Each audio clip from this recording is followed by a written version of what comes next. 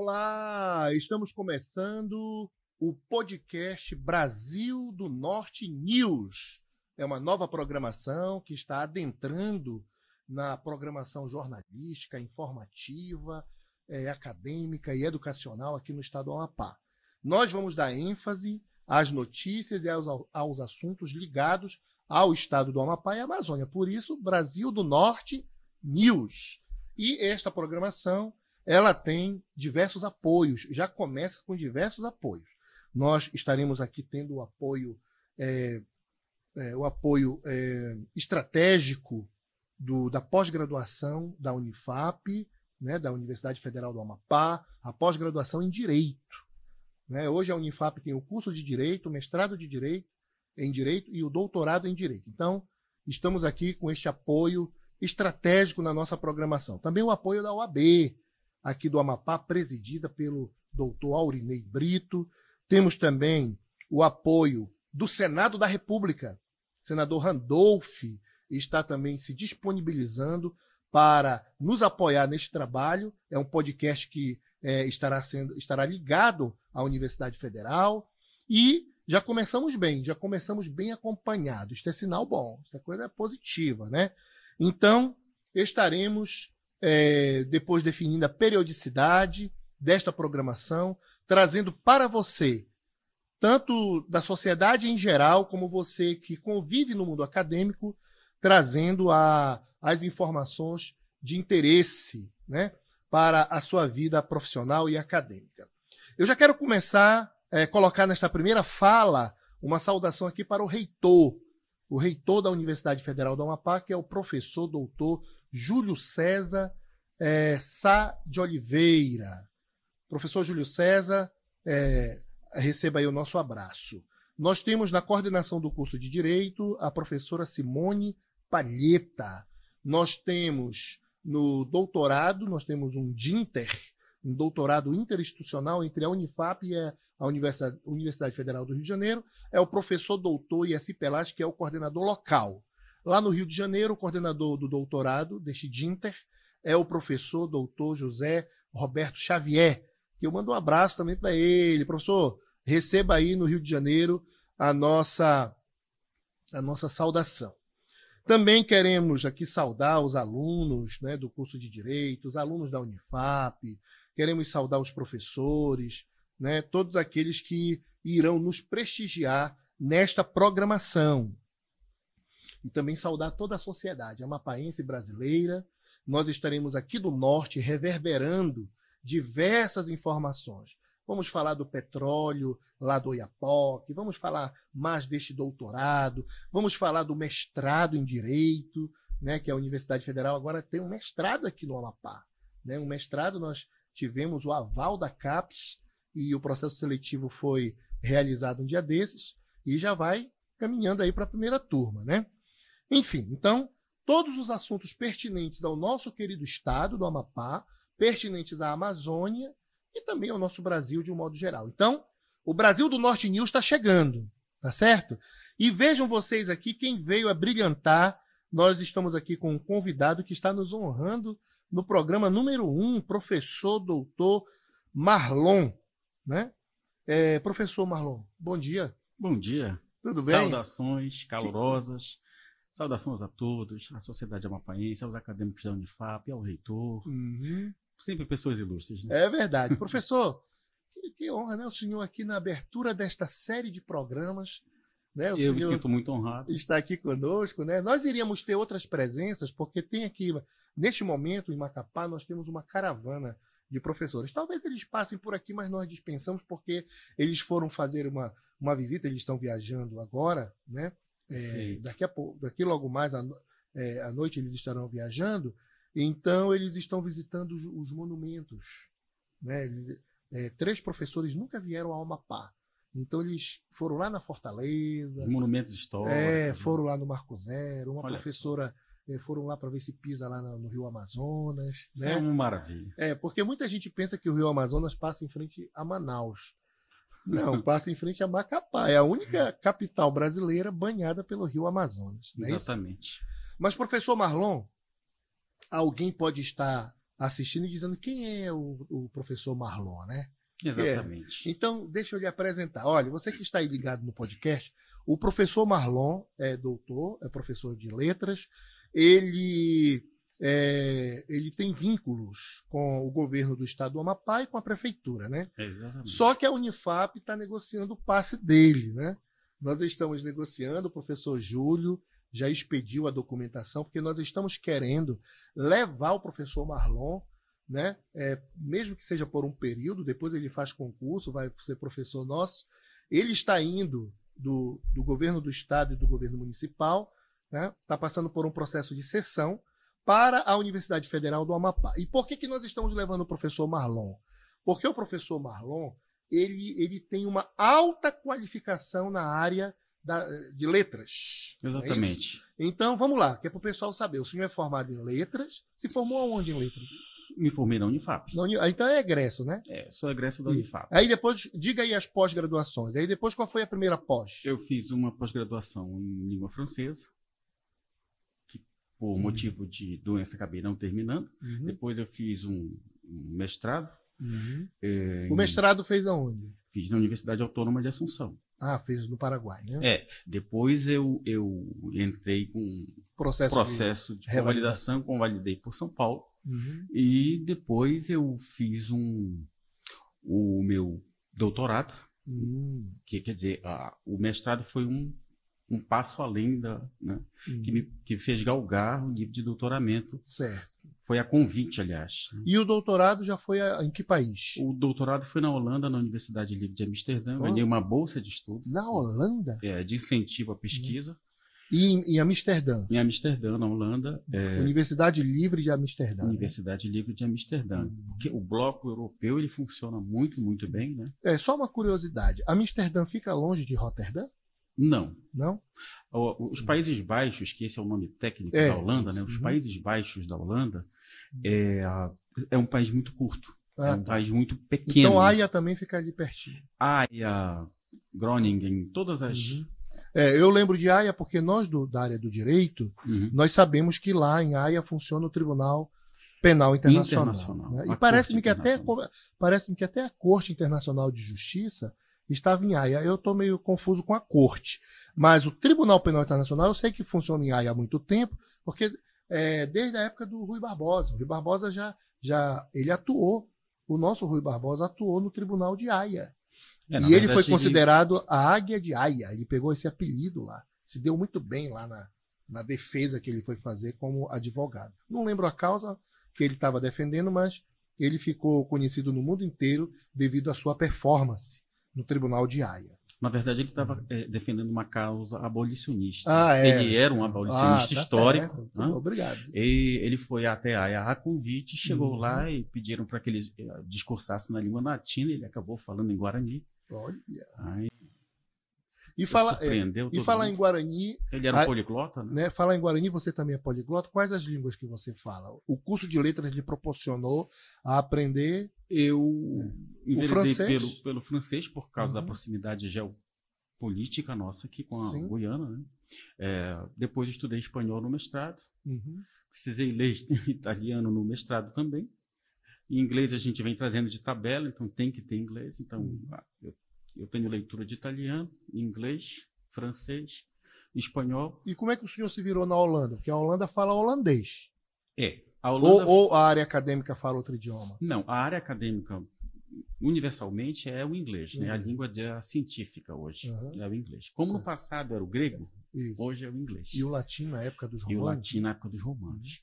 Só que lá, como o bloco funciona bem, você pode defender tua dissertação e até defender, se comunicar e tal, com a língua inglesa. Isso, até porque o próprio tratado que criou a comunidade europeia, a União Europeia, já estabeleceu que teria que usar pelo menos 3 idiomas para que eles possam fazer as interlocuções em todas as áreas, comercial, política. Aqui no bloco do Mercosul, nós acabamos optando por português e espanhol. Isso, também tem no tratado. Para quem está nos assistindo, né, o espanhol é o idioma oficial do Mercosul.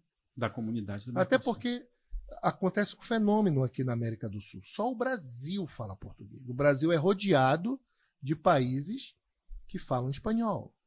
Exatamente. Né? E o Brasil, na realidade, ele fica aqui, de certa forma, é o maior país, mas ele está cercado. Nenhum outro país aqui na região fala português, só o Brasil. Aí é por isso que o Brasil tem que aderir, né, também ao espanhol nessas situações, justamente para a interlocução ficar uniforme aqui no bloco continental. Né? Exatamente. Professor, aproveitando que a gente já está com esse bate-papo no início do programa, o senhor, quando foi fazer o doutorado na Holanda, né, em Amsterdã, qual foi o tema que o senhor se dedicou lá para desenvolver sua tese? É assim, o Brasil está passando por um processo de salvaguarda das suas culturas tradicionais, aí incluídas a cultura indígena e a cultura quilombola. Certo. O Amapá possui alguns quilombos. Um desses quilombos é o mais famoso deles, que é o Quilombo do Curiaú. O meu orientador holandês é um pesquisador diletante. Ele veio 2 vezes ao Amapá e visitou o Quilombo do Curiaú. Ele é um pesquisador diletante, é um pesquisador assíduo, é um pesquisador...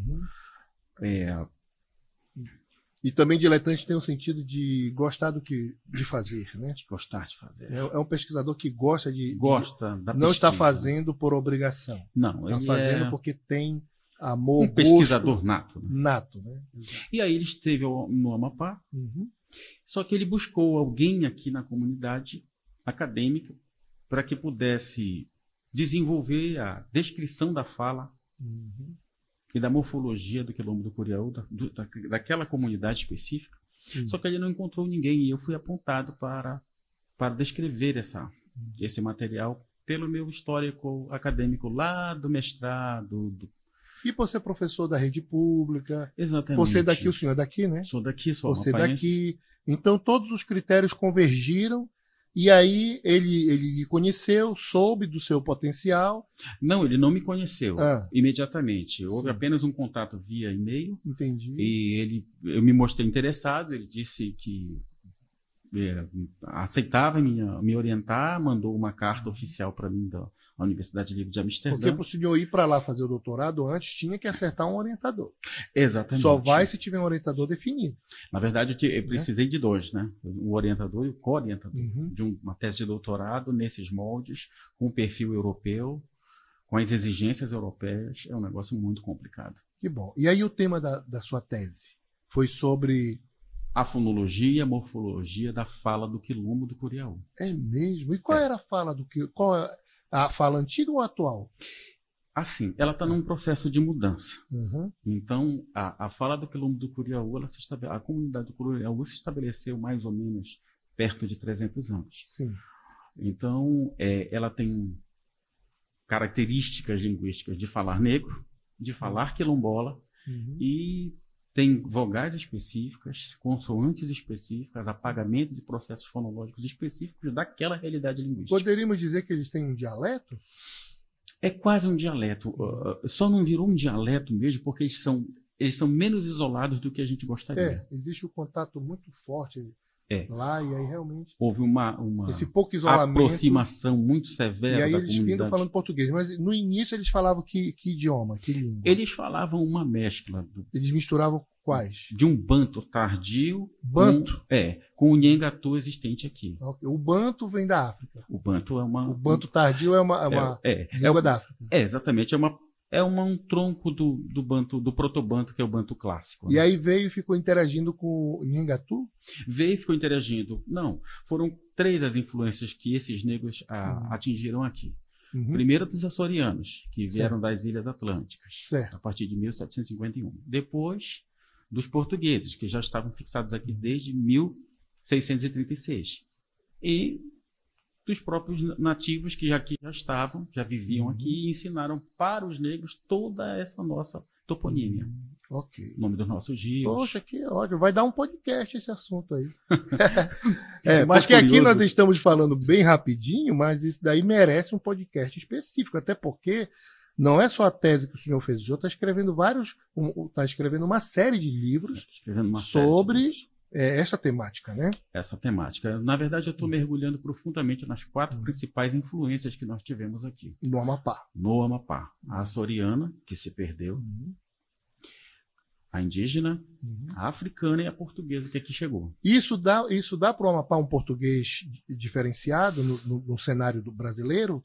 Dá para o Amapá um português distintivo, principalmente na esfera das consoantes e de algumas vogais. Muito bom. Bem, você que está assistindo aí o nosso podcast, veja o naipe. Então, o professor Marlon, agora você está entendendo por que ele está aqui no programa conosco, e não é só isso.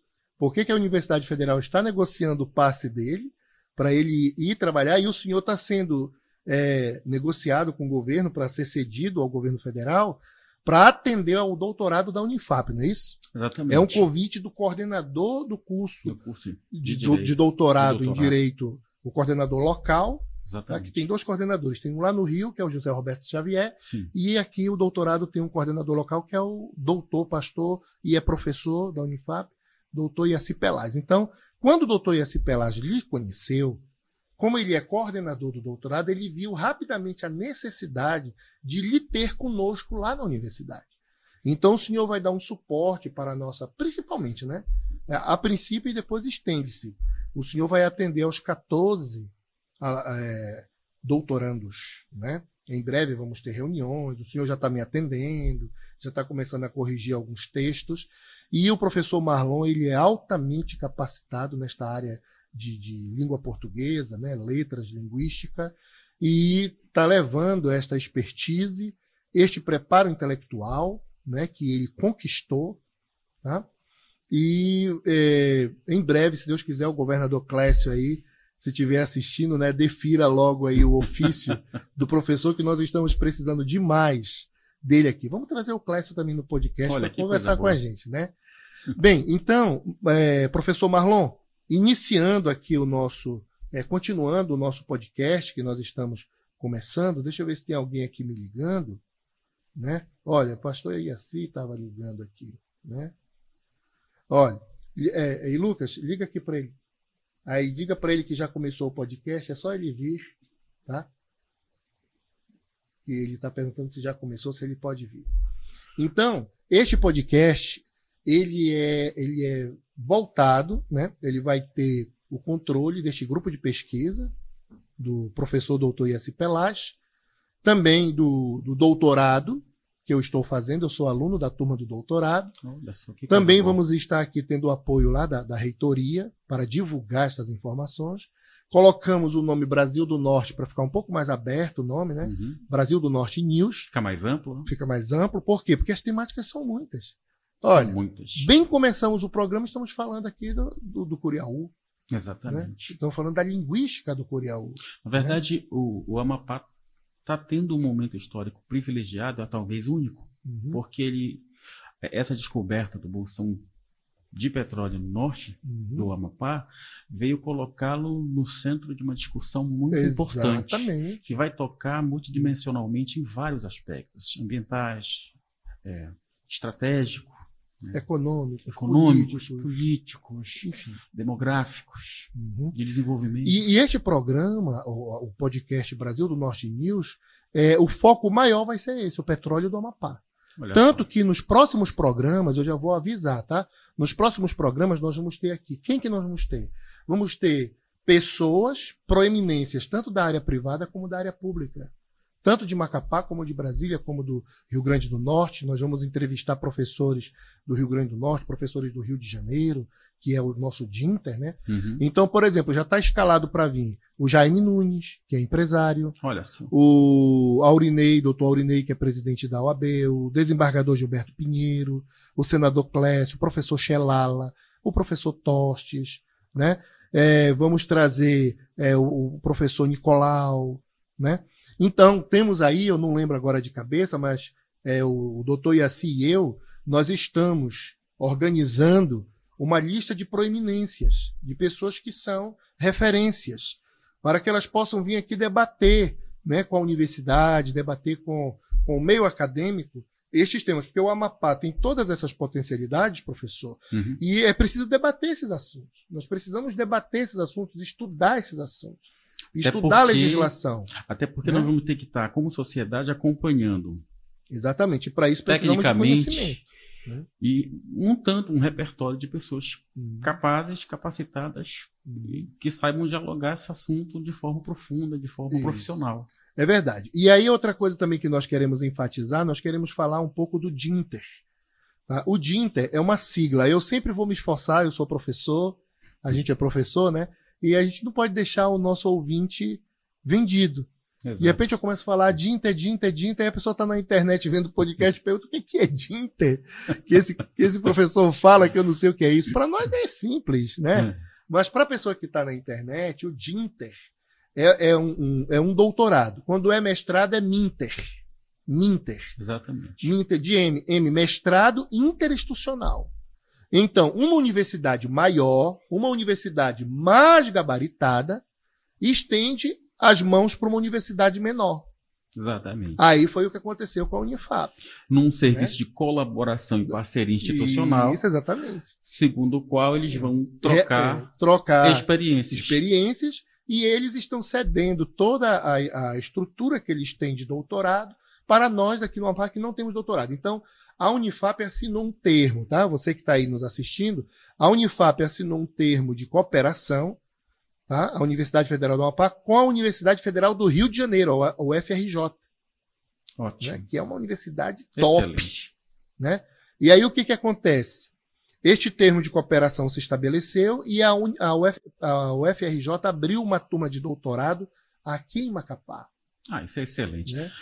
Dentro da Unifap, né? Por falar nisso, tocando no assunto da UFRJ, que é uma das nossas instituições mais gabaritadas, meu pós-doutorado foi em morfologia, não concatenativa. Fez onde o pós-doutorado? Meu pós-doutorado foi feito na UFRJ. Foi mesmo? Altamente gabaritado, uma universidade surpreendente. Quem foi seu orientador lá? Meu orientador foi o grande professor doutor Vitorino Gonçalves, um verdadeiro essa informação ainda não tinha baluarte da morfologia no Brasil. Que beleza! Ele está à frente de pesquisas extraordinárias. É membro do CNPq, é membro das principais revistas do país. Ele é um expoente dentro da morfologia nacional. Para falar nisso, me dá aí, Lucas, o celular. Os professores do Rio que estão aqui, ele está vindo? Está ok. Pastor, doutor Iaci está chegando aí. Olha, Marlon, nós estamos aqui com professores do Rio de Janeiro. Eu vou até pedir aí pro Del, que está na técnica, colocar a foto dos professores no ar. Tá aí, ó. Então, olha, ali quem está olhando da esquerda para a direita. Na esquerda, ali começa com o professor Manuel Gândara. O Manuel Gândara, tá? Ele nem é brasileiro, mas ele é concursado lá, ele é estrangeiro, não sei qual é o país dele, quando souber te divulga. Ali de gravata sou eu, né? Eu estou de gravata ali. Aí do meu lado está o professor Eric. O Eric, ele é aqui de Macapá, tá? Aí do lado do Eric, nós temos a Camila, que é de Macapá também. Aí depois da Camila tem a professora Lília Márcia. Isso, ela é essa aí. Aí depois da professora Lília tem a professora Juliana Magalhães. Depois da professora Juliana, este de barba, é o José Roberto Xavier, que é o coordenador deste DINTER no Rio de Janeiro. Ótimo. Tá? Professor Xavier, a gente chama de José Roberto Xavier. Aí depois nós temos, depois do José Roberto Xavier, nós temos o professor Sabino, que é o coordenador, não, ele era o coordenador de Direito, mas agora é a professora Simone. E depois tem o professor Jorielso, né, que é professor, pastor. Tem outros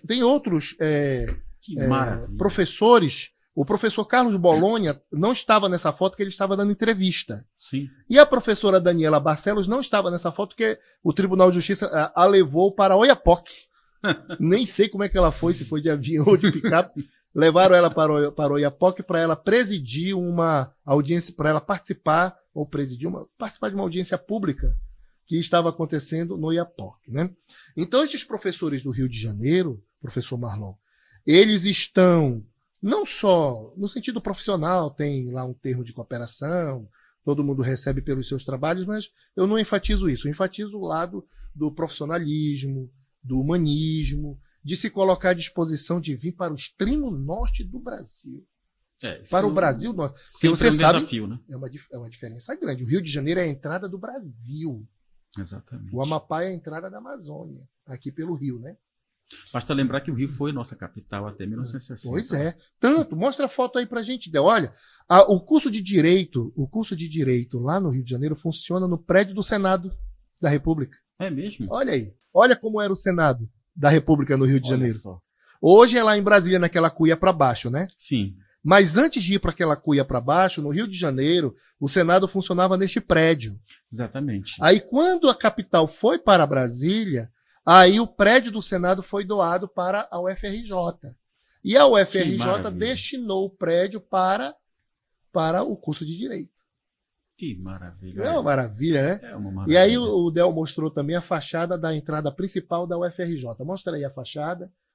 Olha aí já é a entrada, né, da universidade, né, criada ali também por perto das universidades de Olinda e do Largo de São Francisco, São Paulo, sim. Olinda, Pernambuco. Aí, isso aí é uma tradução da presença da família real. Exatamente. Em 1808, quando chega. Seus emblemas, seus símbolos. Tem um símbolo, mostra o símbolo aí. Né? Ele vai mostrar Casa o símbolo. de Bragança, Orleans de Bragança. No caso, eu vou mostrar aqui o símbolo lá da UFRJ. Está aí o símbolo. Sim, sim. Nós queremos aqui no ar, neste podcast, agradecer a todos estes professores que realmente se disponibilizaram, porque são professores de uma das 5 melhores universidades do Brasil. Com certeza. Da UFRJ. Eu não tenho a menor dúvida. E o circuito deles é Europa, Ásia, exatamente. América do Norte. Claro, é eu que estou dizendo isso. Eles são tranquilos, ninguém tem vaidade lá. Mas a gente vê o seguinte, mas aí também a pessoa tem disposição de vir para o interior do seu país. Exatamente. Hoje eles estão fazer a contraparte. Né? Contribuir conosco, que somos uma universidade mais carente, mais necessitada, né? Uma universidade necessitada desse estender de mão. Eles estão estendendo a mão. Exato. Para erguer 14 professores ao nível de doutorado. Olha, isso é de uma grandeza incrível, porque eles estão exatamente ao mesmo tempo produzindo ciência, difundindo essa ciência e fazendo o tripé universitário, né? Que é pesquisa, extensão, ensino. Inclusive, a própria CAPES exige isso para poder pontuar, né? Para ter uma nota boa, é um dos critérios. Eles têm que pontuar. E que bom que tivemos essa sorte. Parceria institucional. Né? Da parceria, porque é uma universidade lá do Sudeste, né? Da cidade mais confortável que o Brasil tem, mais conhecida no mundo, que é o Rio de Janeiro, ex-capital. Então, eles moram lá, concursaram lá, têm o conforto e estão vindo aqui realmente em condições diferenciadas, porque cada região tem suas peculiaridades, né? Justamente contribuir, capilarizar conhecimento e quer não aprender também muita coisa, né? Porque eles levam também, eles trazem conhecimento e eles levam conhecimento daqui. Sai um pouco da sua zona, da sua atmosfera de conforto, né? Vem para uma região totalmente atípica, que é a região amazônica, diferente dos padrões com os quais eles estão acostumados e continuar fazendo aquilo que é o métier deles, que é a ciência, né? Ciência jurídica. Bem, então é isso. Então a gente está registrando o DINTER, doutorado interinstitucional, é uma parceria. A Unifap com a UFRJ tem esta turma de doutorado. É um doutorado da UFRJ que está estendendo uma turma para o Amapá. A Universidade Federal, como eu falei no início do programa, acabou de ganhar um mestrado em Direito. Claro que eu estou falando aqui no programa Brasil do Norte News mais do curso de Direito, mas são 60 e poucos cursos que nós temos. Então tem vários mestrados, a Unifap tem doutorado. Eu estou falando que no caso de Direito nós ainda não temos o nosso doutorado, nós temos esse doutorado emprestado. Né? Mas agora já temos o nosso, é em Direito. Nós já temos o nosso, temos especializações. Né? Olha só. Daqui a pouco o doutor Iaci chegando, ele vai me lembrar quem é que está coordenando o mestrado, que fez um processo seletivo, e etc. E aí, de novo, eu quero dizer aqui que aí o senhor está vindo, quando o senhor chegar na Unifap, o seu papel será esse. Né? Utilizar a sua expertise para reunir com este grupo de doutorandos. Quero me unir com esse seleto grupo para que nós consigamos alavancar cada vez mais e progredir cada vez mais essa nossa sociedade que precisa tanto de crescimento multifatorial, multidimensional E nós somos uma geração privilegiada, porque nós temos essa visão e temos essa oportunidade. Ok. Então, a gente fecha aqui, Del. Tá? Vamos fechar aqui a participação dele. O pastor Iaci está chegando, a gente continua.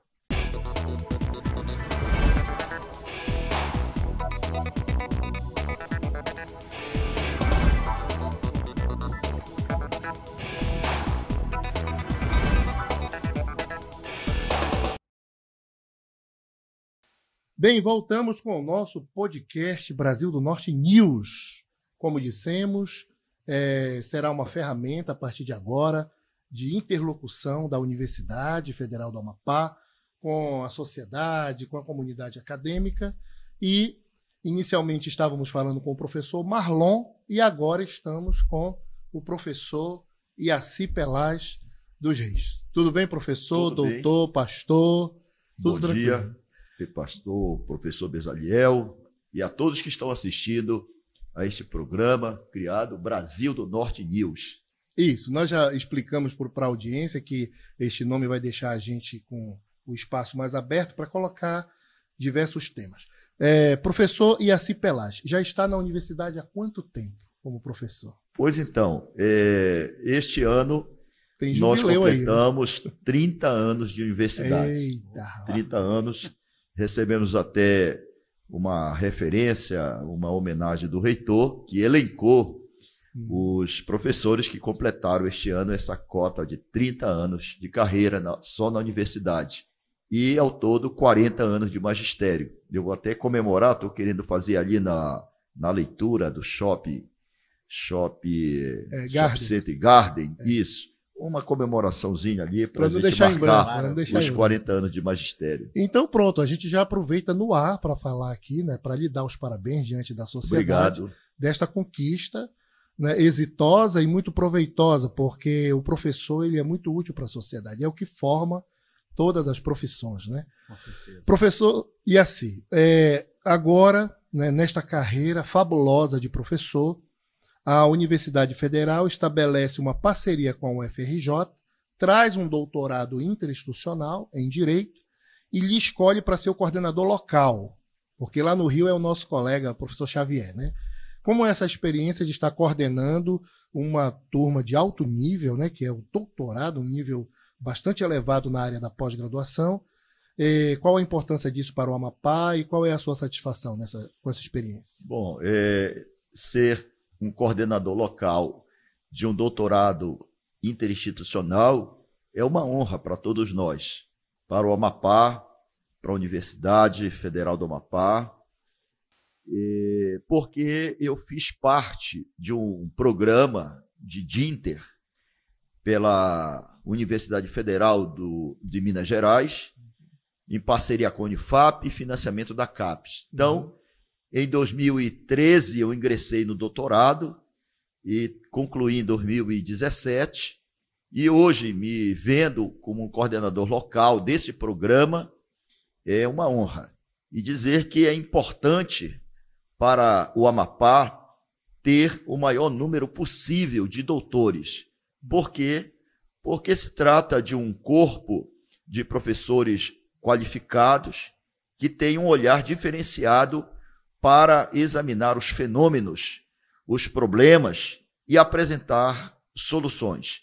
No caso do direito, soluções jurídicas para problemas e fenômenos jurídicos. Então, eu quero aqui agradecer à própria Universidade Federal do Rio, por meio do seu programa de doutorado, cujos professores estão aqui. Tem uma representação de professores neste momento, aqui em Macapá, visitando, um deles, o professor Xavier, que eu aprendi a amá-lo, a conhecê-lo nessa jornada, em outro momento que ele esteve aqui, e é um entusiasta, é um coordenador do curso, do programa, do doutorado na Federal do Rio de Janeiro.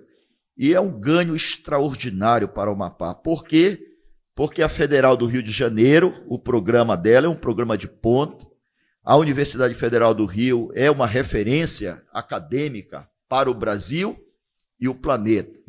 Então, ter a Federal do Rio aqui, fornecendo esse programa para os professores da Unifap, é um ganho extraordinário. Professor, saiu ontem, tá? Ontem, agora, no mês de abril, saiu o ranking das universidades da América Latina. E a UFRJ está entre as 10 melhores da América Latina. Né? Do México lá no Chile, no finalzinho. Né? Então, realmente, é uma universidade gabaritada, e o curso de Direito está com uma nota altíssima, o doutorado, e tudo mais. E agora nós vamos pontuar um pouco a conversa com o senhor, primeiro, porque o seu doutorado foi na área de petróleo, e além de ser coordenador do doutorado aqui na Unifap, do doutorado em Direito, também o senhor já organizou um grupo de pesquisa. Isso, né? A minha pesquisa, na época, quando eu ingressei no programa de doutorado da Federal de Minas Gerais, eu abordei sobre a partilha do royalty do petróleo, e do petróleo do pré-sal. Então, eu abordei sobre como realizar uma partilha desses recursos de uma forma justa, para ser bem claro, de uma forma justa em toda a Federação Brasileira. O Brasil é um país federal que tem uma organização federativa e que segue o modelo de federação da Alemanha. A inspiração toda do modelo de federação do Brasil é da Alemanha. Por quê? Porque a gente chama de federalismo de cooperação.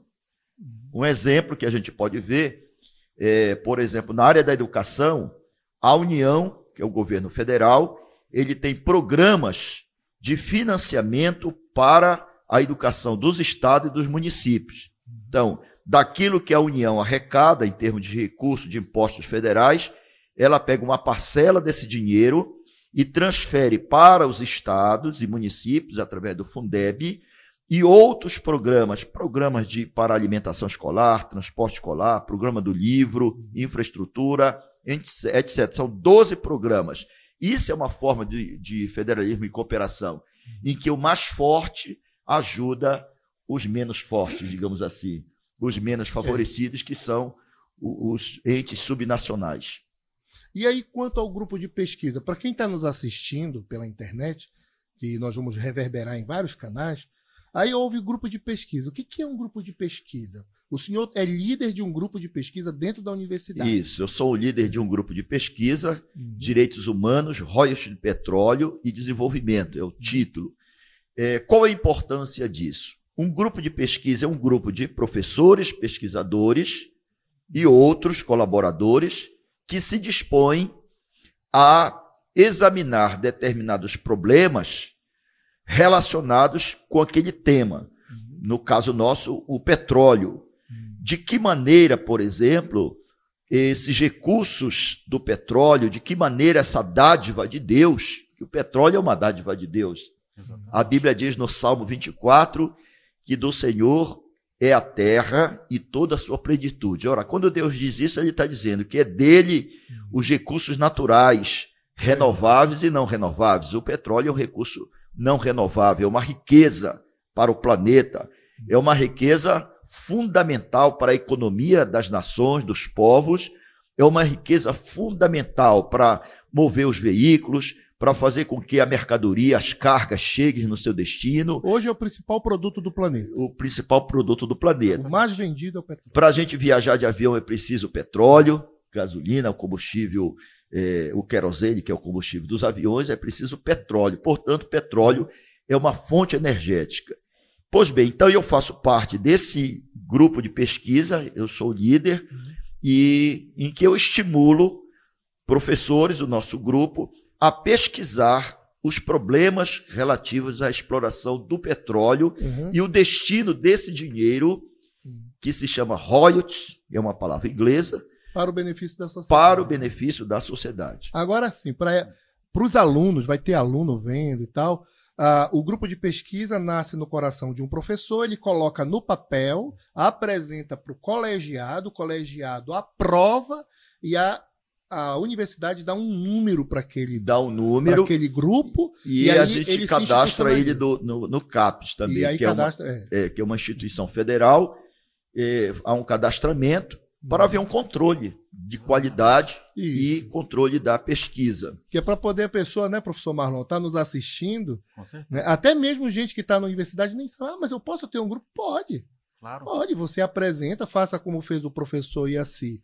Ele desejou ter este grupo, colocou no papel, que tem que fazer um projeto, né, apresenta para o colegiado do seu curso, o colegiado vê a consistência, aprova. A ata que aprova é utilizada para gerar um registro no setor competente de grupos de pesquisa, e com este código, com este número, registro na CAPES, poderemos colocar no currículo Lattes, poderemos pleitear recursos. No caso, um grupo de pesquisa de petróleo pode pleitear recursos junto a empresas que trabalham com petróleo, que têm recursos próprios para destinar para pesquisa, né? E neste grupo lá, o senhor é o líder, é o presidente do grupo. E quem mais está com o senhor lá? De professor? Bom, pode ter professor, aluno? Tem, você, o próprio. Você, professor Bezaliel, está fazendo parte. Tem a professora Simone, convidei o professor Gemac, que faz parte também. A professora Linara está com o senhor? Professora Linara. E tem um externo, que é o Arno, também faz parte do nosso grupo. Ele é um advogado tributarista que se interessa por essa temática. Acadêmico pode? Acadêmico pode, sim, pode. Participar lá na categoria de acadêmico. De acadêmico. Gente da comunidade pode? Da comunidade só na parte de extensão, né? Porque eles exigem uma que tenha em vínculo direto com a universidade. Bom, é interessante, professor Bezaliel e todos que estão assistindo, que esse grupo de pesquisa ele surgiu a partir do interesse dele dessa boa notícia de reservas petrolíferas na margem equatorial, especialmente nessa área do Oiapoque. Mostra aí para nós, Del. Ele está com a margem equatorial lá. Pode continuar falando que ele vai colocar. A 170 quilômetros do Oiapoque. E por que o grupo de pesquisa é importante? Olha ali. A margem equatorial, pastor, vai do Amapá, aquele litoral ali. Vai do Amapá ao Rio Grande do Norte. Passando pelo Pará, Ceará. Passa o Pará, Maranhão. Piauí. O estado do Ceará, até o Rio Grande do Norte. Então é uma área que é propícia para a exploração de petróleo, porque tem reservas lá. É muito grande essas reservas, pastor? O pessoal os indicativos indicam que nesse sentido. Né? Claro, é evidente que precisa ainda dimensionar melhor algumas coisas. Mas então, a partir dessa boa notícia da existência dessas reservas petrolíferas na margem equatorial, especialmente nessa costa do Oiapoque, então surgiu o interesse de se fundar esse grupo de pesquisa e começar a pesquisar. Por quê? Existe, como vocês sabem, um grupo de pessoas e de pesquisadores que não concordam com essa exploração e um grupo do qual eu faço parte que entende que é necessário, que é importante. Até dentro do governo está tendo dilema. De divergência. Então, nós, baseado em boas premissas teóricas e fontes de pesquisas sérias, entendemos que é necessário fazer a pesquisa e, em seguida, extrair esse produto que está lá, que é o petróleo bruto, e aproveitar a boa oportunidade do cenário mundial, em que esse produto está valendo, tem um valor muito interessante, e defender a ideia da exploração do petróleo. Por quê? Se nós não explorarmos agora essa riqueza, lá na frente, lá no futuro, daqui a 50 ou a 100 anos, isso não valerá nada. Não valerá nada. Possivelmente, porque o planeta já terá outras fontes energéticas. Olha um exemplo, pastor. Outras alternativas. Hoje o carvão, qual é o valor do carvão hoje? Que o pessoal só compra para um churrasquinho e tudo mais. Mas o carvão já foi matriz no passado, lá nos séculos passados. Só que o carvão foi vencido pelo petróleo. E o petróleo não é renovável. Então o que o pastor Iaci está dizendo é que daqui a 5 décadas, outras energias alternativas vão se consolidar e vai findar sendo perdido. E outra coisa, pastor, que esse petróleo da margem, ele segue em direção da Guiana Francesa, Guiana Inglesa, e vai emendar lá na Venezuela. A Guiana Inglesa já está vivendo um período de ouro. O país está crescendo muito com a riqueza do petróleo, o índice de desenvolvimento humano está crescendo, a qualidade de vida e tudo mais. E aqui no Brasil nós estamos nos debatendo, enquanto que os outros países estão compreendendo melhor a oportunidade, né, que está diante deles. E uma coisa interessante que o pesquisador faz é fornecer a boa informação, a informação precisa, correta, para as pessoas se orientarem, tomarem decisões. Então, e o próprio governo, a pesquisa faz isso, leva informação para as autoridades e as autoridades tomam suas decisões a partir das pesquisas. Pois bem, recentemente, no dia 1º de abril agora, uma instituição muito forte na pesquisa, que é o Observatório do Clima, é uma instituição séria, publicou uma matéria dizendo que a vinda aqui ao Brasil do presidente da França, o Macron, no diálogo com o nosso presidente da República, teria acertado o presidente nosso no sentido de não mais permitir a exploração do petróleo nessa margem equatorial. Então, o Observatório do Clima fez uma matéria dizendo que houve um acerto nesse sentido e como que jogando água fria nessa matéria. E eu observei, eu fui até o final da matéria, até a última linha, umas 30 linhas mais ou menos, e lá no final dizendo, quiçá que isso fosse verdade, mas isso é apenas para cumprir a tradição do 1º de abril. Mas muita gente passou. Então, teve até parlamentares nossos que, se baseando nessa informação, não leu toda a matéria e acabou falando algo que não era verdade, reproduzindo aquilo como se fosse verdade, esquecendo do que está no final. E eu prontamente dei uma entrevista, falei para alguns que aquilo não era verdade. Eu também recebi essa informação. O Observatório do Clima estava só brincando. Então, é importante a pesquisa por isso. Que a Pastor, gente professor Yaci Pelas, tem outra informação muito estratégica que eu quero que o senhor fale, que é de utilidade pública, de altíssima utilidade pública, sobre o petróleo. É que nós temos que explicar para as pessoas que o processo de exploração do petróleo tem as fases.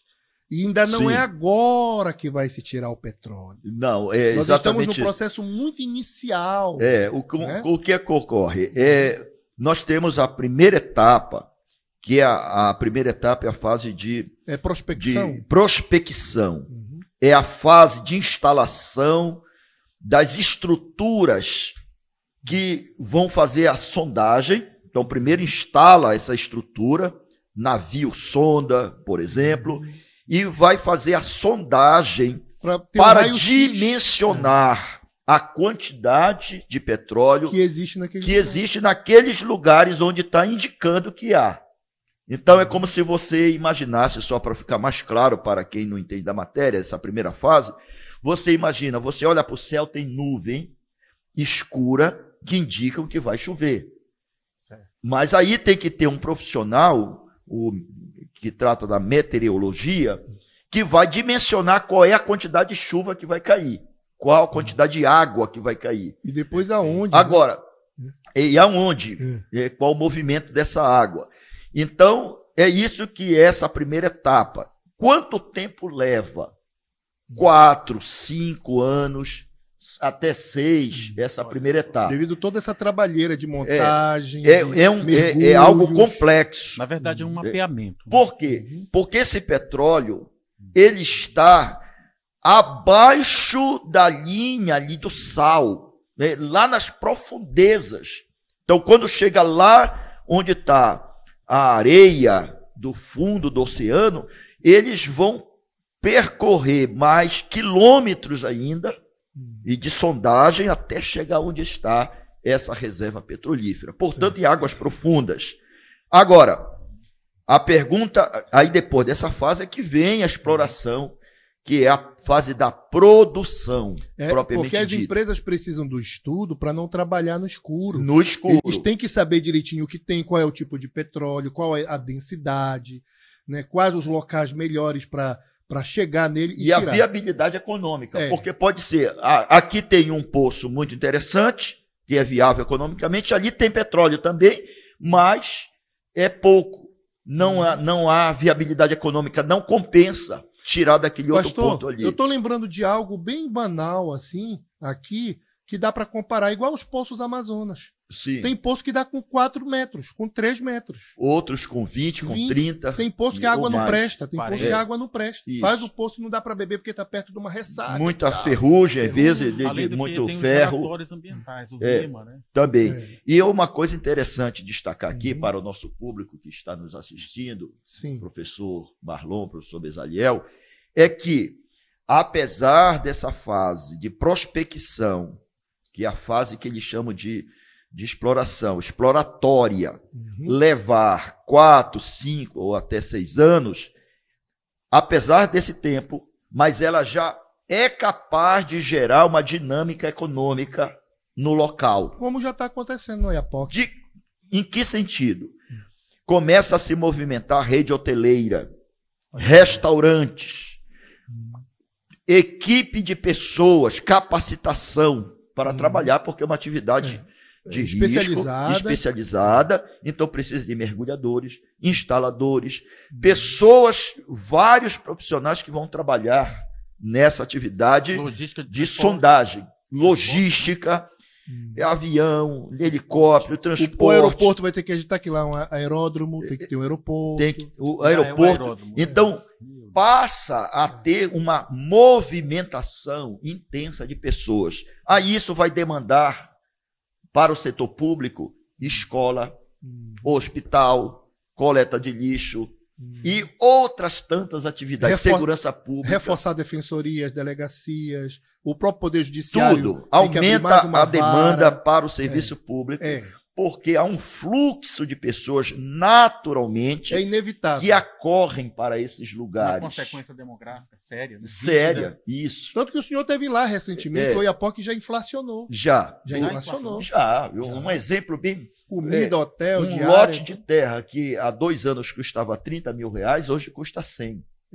Meu Deus. Para você ver. Então, a cadeia econômica começa a ter uma mobilização, uma dinâmica econômica, um aquecimento. Até porque o nível de dúvidas sobre o petróleo do Oiapoque é muito baixo. A certeza de que tem é alta. É alta.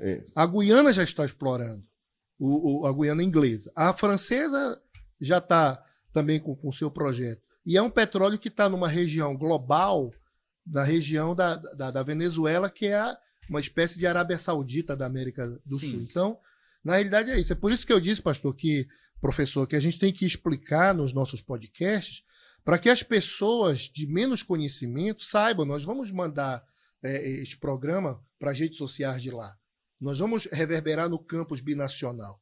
Eu vou até convidá-lo para a gente fazer um Brasil do Norte lá. Né? Uma coisa interessante, levando essas informações, professor Bezaliel, é que quando se está diante de uma riqueza natural, esgotável, finita, é preciso ter muito cuidado com o que vai ser feito com essa riqueza. Qual é o benefício que ela vai gerar para a sociedade local, para a comunidade local. Qual o planejamento para esse dinheiro novo que vai chegar? Você vê, por exemplo, a Venezuela. É um país que tem uma riqueza extraordinária de petróleo. Entretanto, parece que a população local, na sua totalidade, não está conseguindo usufruir desse benefício. Parece que apenas uma parcela menor da sociedade está usufruindo. Então, existe um fenômeno que a gente chama, quando estuda o petróleo, que é a maldição dos recursos naturais. E a pergunta que se faz é: como não incorrer nessa armadilha? Como fazer com que o petróleo seja realmente uma riqueza que vai se converter em benefício de todos, e não de uma minoria, de um grupo pequeno, de uma elite? Eu vou lhe interromper. Olha, aí nesta fala, que o senhor vai continuar nela, mas eu vou lhe interromper dizendo o seguinte: é aí que acontece aquilo que o senhor falou ainda agora. A importância da academia para os políticos e para a sociedade. Por quê? Porque o Amapá já experimentou, né, com a questão do manganês e a questão do ouro, essa desdita. Sim. Nós já tivemos duas oportunidades, várias, estou destacando duas oportunidades brilhantes, que resultou em grandes royalties, grandes recursos para o Amapá, mas eu vou deixar o senhor contar. Como é que foi essa história lá do manganês e do ouro? Então, eu até cito em um dos meus artigos a questão da riqueza do manganês, que foi alvo de exploração por quase 5 décadas aqui no Amapá. Foi importante? Foi. Entretanto... Inclusive tem foto aí, pode ir colocando aí. Essa riqueza, ela poderia até hoje estar gerando benefícios para o Amapá. Se, por exemplo, tivesse à época criado um fundo econômico e social para que essa riqueza se convertesse em benefício permanente, perene. Olha, pastor. E, carradas e carradas. Sabe quem comprou todo o manganês? Califórnia, nos Estados Unidos. Levaram todo o manganês do Amapá para os Estados Unidos, está na Califórnia. 98% do manganês do Amapá foi parar lá. Na outra foto do ouro, mostra aí rapidinho para nós. Quem comprou todas as toneladas de ouro do Amapá? A família real da Arábia Saudita. Levaram para a Arábia Saudita. E assim, pastor, não mudou nada na serra, a pedra está endividada, houve lá um problema seríssimo, porque são recursos não renováveis. Quando acabou, tem uma história de safra, não é isso? Existe o que se chama, os economistas chamam de boom econômico. No momento em que está havendo a exploração daquela riqueza, aquela comunidade, aquele município, experimenta um momento de grande agitação econômica, de dinâmica econômica. No momento que esgota a mina do ouro ou qualquer outro minério, ou do próprio petróleo, aquela economia que estava superaquecida começa a entrar em processo de desaceleração econômica. Ou seja, desemprego, o cofre da prefeitura começa a minguar, não tem mais aquele dinheiro que estava entrando antes. Que não dá mais para sustentar a saúde. Que é a CEFEM, que é a CEFEM é uma contribuição financeira por exploração de minério, não entra mais, e aí começa a haver um problema seríssimo, tanto para o gestor municipal, quanto para a população local, que se vê desempregada, e aquele cenário belo que tinha antes, de grande movimentação das pessoas e tudo mais, e econômica, desaparece. E fica como hoje Serra do Navio, que é como se fosse uma cidade fantasma, uma cidade do faroeste americano. Perde o fôlego econômico. Perde o fôlego econômico, míngua. Nem talvez para a exploração turística está sendo possível, porque não tem uma logística adequada para isso. Você vê que nem asfalto tem de Porto Grande a Serra do Navio. Dava para ter asfaltado de manganês. Então, nem isso tem para possibilitar que se fizesse uma exploração turística melhor e pudesse converter isso em benefício da população local. Professor, a Pedra Branca foi tão imatura que eu soube que no boom eles aumentaram até o salário dos vereadores. E agora desacelerou e eles estão com dificuldade com os salários que ficaram altos, hoje estão fora da realidade, além daquilo que o senhor falou. Estou falando uma curiosidade. Além do município perder a força, a respiração financeira, para manter aquela estrutura da época do boom, fica esse passivo social, financeiro, e por falta do planejamento. Isso. E a pesquisa jurídica, professor Marlon, professor Bezaliel, pode contribuir para evitar esse mal, para evitar essa maldição. A academia vai estudar nos doutorados. Eu mesmo, na minha tese, eu apresento lá algumas soluções. No próprio projeto de pesquisa agora, nós temos esse intento de estudar o fenômeno e apontar soluções. Para quê? Para que o gestor municipal, o estadual, tome decisões corretas, adequadas, e não deixe a doença se instalar. Salvaguardado por pesquisa séria que dê vazão a uma política séria de Estado. E fim da saindo de graça, porque, entre aspas, porque no fundo a universidade é pública também, né? Sim. É paga com recursos públicos. Mas aqui no Amapá, o nosso doutorado, o grupo de pesquisa, vai ofertar para o Estado e para os municípios pesquisas. Inclusive, pastor, está vindo aí, já estamos estudando a possibilidade de não só ofertar essas pesquisas, nós já estamos correndo atrás de publicar, não é isso? Publicar, exatamente. Nós vamos fazer uma seleção de artigos de extrema utilidade e o grupo de pesquisa do professor Yaci, conosco lá do doutorado, esse ano ainda nós queremos já estar. E o Marlon está querendo, o passe dele lá do governo já está sendo útil. Muito importante. Ainda nem está cedido para nós. Mas já está sendo útil. O professor Júlio já mandou ofício. Já mandou ofício. Nós convidamos também o professor Xelala, que é um importante pesquisador aqui do Amapá, e ele estuda muito a economia do petróleo. Ele vai estar aqui no próximo podcast. Nós o convidamos para fazer parte dessa coletânea de artigos e nós pretendemos publicar como resultado do nosso grupo de pesquisa. Eu disse que ele vai ser o revisor oficial. Vai estar no livro lá, né, fazendo toda a leitura e colocando na ordem para a gente ofertar para a sociedade este produto, também esta ferramenta. Porque as pesquisas, elas são recheadas de protocolos. Sim. E aí, a gente, para levar isso para o público em geral, né, aqueles elementos pré-textuais, pós-textuais, não interessa para a sociedade. O que interessa é o âmago da pesquisa. Então, nós vamos pegar o âmago, fazer uma coletânea e disponibilizar para as autoridades, para os prefeitos, vereadores, estudantes e sociedade de um modo geral.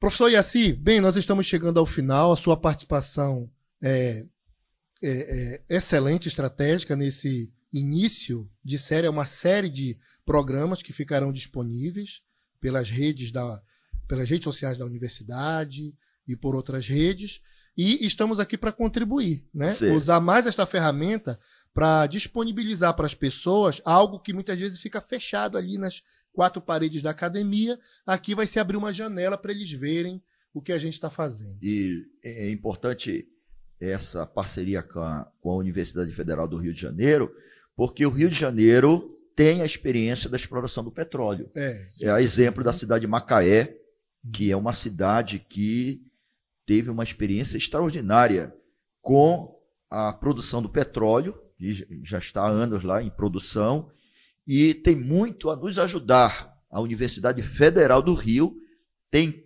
grupos de pesquisas nessa área que podem muito bem dialogar com a gente e passar para nós as experiências que eles já possuem para nos ajudar a não incorrer nos mesmos erros que eles incorreram talvez no passado. Inclusive, dá até para falar da Frente Parlamentar do Petróleo, que tem um deputado que está presidindo esta frente. O senhor conhece o deputado Inácio? Sim, né? E ele já trouxe já o prefeito, se eu não me engano, de Maricá. Ele trouxe de Macaé. De Macaé. Isso. Trouxe um pesquisador da Federal do Maranhão, que até o convidei para dar uma palestra para nós, para a Unifap, e ele fez virtualmente. O Alain. Professor Allan Kardec. Isso. E trouxe lá um da Petrobras, da cidade de Macaé, e outros interlocutores lá do Rio de Janeiro, que estiveram aqui no Amapá ano passado, na Assembleia Legislativa, tratando dessa matéria. Justamente qual era a preocupação do deputado Inácio? Para que o Amapá não incorra nos mesmos erros que outras unidades da federação cometeram erros, falhas, o que é natural talvez, e o Amapá tem que se adiantar, tem que se preparar para a exploração dessa grande riqueza, que é uma dádiva de Deus. Eu posso dizer que é uma dádiva de Deus. Com certeza. Toda a riqueza que existe no planeta é dádiva de Deus, porque foi Ele que criou. É só ir lá, extrair e usufruir. E saber usufruir disso. Porque tem muita gente que às vezes tem uma riqueza na mão, mas não sabe como fazer dessa riqueza, ou converter essa riqueza num benefício perene. Às vezes não tem, por um caso simples, o garimpeiro que ganhou muito dinheiro, mas daqui com o tempo ele já não tem nada. Ele gastou tudo em farra e outras coisas. Ele não tem a educação financeira para conduzir aquilo. E transformar aquilo num bom negócio e outras atividades que a gente chama de diversificação econômica. Você pegar aquele recurso, bom, Oiapoque, por exemplo, o que nós podemos fazer com esse recurso? Investir em quê para se tornar uma riqueza perene? Aí tem, de repente, lá, vamos supor, é possível fazer ração a partir do osso do peixe, lá, por exemplo. É possível pegar uma parte desse recurso e converter em ração. É possível pegar o couro do peixe e converter isso em sapatos, sandálias, cintos, bolsas. É possível pegar esse recurso e investir em empreendedorismo e outras atividades que vão dar sustentabilidade econômica para o município. Rede turística, etc. E o estado do Amapá, viu, professor Iaci, professor Marlon, o estado do Amapá é um estado pequeno, nós temos tudo para aprender com os erros daqueles municípios que não souberam gerenciar. Né? Olha, eles falam aí em bilhões de barris de petróleo no decorrer dos anos. Tá? Pode dobrar a produção de petróleo do Brasil, só o petróleo do Oiapoque. Olha só. Né? Então, o estado do Amapá, que é onde está o petróleo, ali na costa do Amapá, pode ser para o nosso estado uma redenção. Sim. Desde que isto seja bem administrado. Uma boa referência internacional é a Noruega. A Noruega, no quesito exploração de petróleo, é uma referência internacional. Eles sabem pegar esse dinheiro e aplicar corretamente, criar o Fundo Soberano, criar a diversificação econômica, enfim. Mecanismos de proteção. Eles estão sendo questão ambiental também. Todo. Isso. São exemplos para o mundo todo. Para o mundo todo. Eles fizeram, foi uma dificuldade, eu li um pouco sobre isso, teve muita discussão no país, até eles chegarem num consenso de que aquilo não seria uma maldição. Porque eles já estavam se espelhando no caso da Holanda, que passou por isso, outros países que passaram por isso. Quando eles descobriram o petróleo, eles abriram uma grande discussão de quase 2 anos no país, houve muitos embates, até eles chegarem à conclusão de que o que o senhor está falando? Eles disseram, se isso daqui for para ser maldição, isso não vai dar certo, porque nós já estamos vivendo sem o petróleo. O petróleo tem que ser bênção para o país. Aí eles criaram mecanismos normativos, criaram agências reguladoras, criaram uma Petrobras deles, eles têm lá uma espécie de Petrobras, e fizeram uns acordos de guardar o máximo possível do lucro. Eles estão guardando para usar quando o petróleo acabar, porque vai acabar daqui a 20 anos, eles não vão ter mais a força do petróleo. Aí o que é que eles estão fazendo? Eles estão poupando, mas não é poupando deixando na poupança. Eles estão poupando e investindo, criando outros ativos. E hoje o maior fundo soberano, pastor Iaci, é da Noruega, que é maior do que o da China, que a China se espelhou. Só que a China é 100 vezes maior do que a Noruega. E a Noruega, pequenininha, com 6 milhões de habitantes, tem 1 trilhão e 300 bilhões de dólares já guardado de lucro. E a China, com 1,5 bilhão de habitantes, tem só 1 trilhão de dólares guardado. Né? Então, o segundo é o da China. E o terceiro fundo soberano é da Arábia Saudita, da família real da Arábia Saudita. E a China e a Arábia aprenderam com a Noruega. Eles foram buscar. E o Brasil tem ido buscar lá. Só que o Brasil copia mal, pastor. O Brasil vai lá, vê a ideia da Noruega, chega aqui e escangalha tudinho. Faz tudo de maneira desorganizada. Mas vamos trabalhar para que esta realidade seja diferente. Pastor Iaci, professor Iaci, obrigado pela participação. Né? Nós estamos iniciando este novo desafio. Vamos, em breve, ter uma coleção de Brasis do Norte News guardados no acervo da nossa biblioteca sobre estes temas. Quero agradecer, dê as suas palavras de agradecimento, depois o professor Marlon, para nós encerrarmos o nosso programa. Quero agradecer ao convite que me foi feito aqui pelo programa, a todos que nos assistiram, uma matéria super importante que nós não podemos deixar esfriar, devemos estar sempre debatendo, dialogando, porque é por meio desse diálogo que nós podemos tirar as melhores aprendizagens e aplicar isso para se converter numa bênção para o Amapá. A riqueza do petróleo, eu digo não só do petróleo, mas a riqueza do ouro, a riqueza do ferro e tantos outros minérios que estão aqui no nosso solo.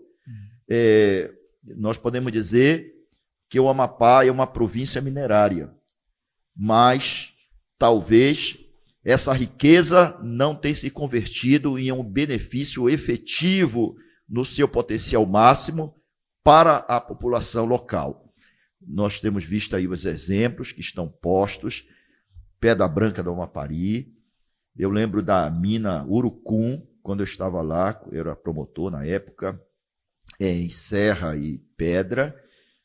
Havia uma promessa de que essa mina seria explorada por 20 anos, e com 12 anos a mina foi esgotada, porque me parece que houve uma aceleração. A ganância, talvez, levou a uma aceleração do esgotamento da mina, com consequências terríveis para a população local, para a gestão pública também, que cria uma expectativa. Você diz assim, olha, nós vamos levar 20 anos explorando essa mina, e de repente com 12 esgota. Meu Deus. Isso gera uma frustração de uma expectativa legítima. Você se planejou para ter aquele recurso durante 20 e de repente 8 anos são subtraídos. E eu estava no lançamento, quando houve o lançamento do projeto de exploração daquela mina. Eu estava lá dentro da mina Urucum, com a presença de várias autoridades federais, estaduais, enfim. Então, que esse passado não se repita. Eu creio que o curso do Direito pode contribuir muito com seus pesquisadores, professores, com um olhar mais aguçado para a realidade, a partir de bons marcos teóricos, para que esses fenômenos negativos não se repitam no Amapá. Creio sim que o Amapá tem bons pesquisadores, tem pessoas já hoje qualificadas que podem contribuir muito para evitar o que se chama maldição dos recursos naturais.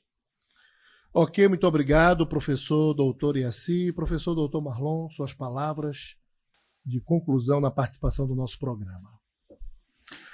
Pois bem, eu queria agradecer o podcast Brasil do Norte News. É uma iniciativa salutar para todas as direções que se olhe.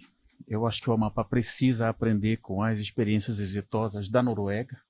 Nós precisamos tomar essas lições, executar essas lições, e o curso de Direito da Unifap e as outras instituições parceiras, elas são importantes porque elas vão dar uma visibilidade técnica, elas vão dar uma visibilidade acadêmica, porque o acadêmico, o técnico, ele vai nortear políticas de governo para que nós não incorramos numa sucessão de erros que caracterizam a história do Amapá desde o final do período colonial, quando aqui nós tivemos jazidas de ouro, jazidas de pedras preciosas, jazidas de manganês, vários ciclos econômicos que fracassaram. O ouro do Lourenço, que perdemos todos esses recursos naturais que se esgotaram, e nós ficamos à míngua e não conseguimos fazer com que essa riqueza reverberasse sobre a sociedade amapaense. Até hoje nós pagamos o ônus dessas falhas lamentáveis. E precisamos muito reverter, e só vamos conseguir fazer isto através de conhecimento, cultura, técnica, experiências exitosas e aprender os bons exemplos. Então fica aqui a minha palavra, o meu desejo. Sou filho dessa terra e gostaria muito que nós executássemos da melhor forma possível o desenvolvimento desse povo. Ok, então mais uma vez aos dois professores, muito obrigado. Queremos agradecer a você que esteve conosco, vendo, né, vai ficar assistindo na internet aí quando der certo. Obrigado pelo prestígio, a toda a equipe de apoio. Até a próxima oportunidade, se Deus quiser.